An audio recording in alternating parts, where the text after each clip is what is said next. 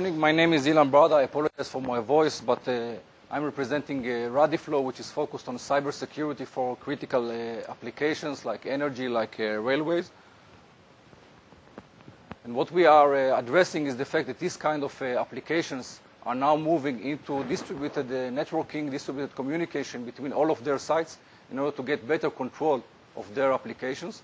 But once they are moving into this kind of applications, they are also exposing their network into cybersecurity attacks because the devices that they are using are not built for this kind of open communication. And this is the challenge that we would like to address.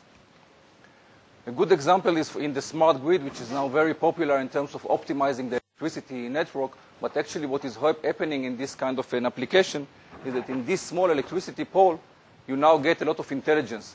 And all of this intelligence in different poles throughout the network are connected together in an Ethernet network, which means that if you get access to one of these locations, you can get access to all of the electricity in the region at least, and even break down the electricity in the whole region. So the main thing that we are trying to address is the fact that you have a very large distributed network. You cannot wait for the devices to become secure enough. You cannot overload the network with additional security devices because that will make it too expensive and too complex.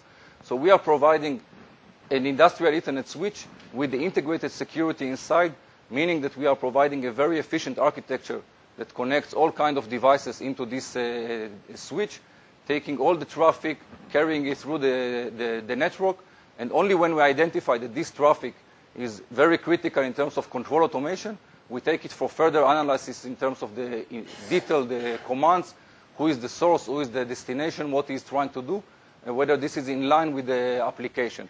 And once we are doing this only on very specific traffic, we are able to do it online as part of the communication without creating now offline processes which are too complex to handle as part of the application. All of this is complemented by a management system to make it easy to manage in a full-scale network. This is where we are today. We have the switches in a pilot level. We already have them deployed in a couple of pilots in Europe. And what we would like to do with the funds that are proposed here, and in addition, in general, with our funding, is to make sure that we continue optimizing the provisioning process. Because managing this kind of a distributed security is very complex.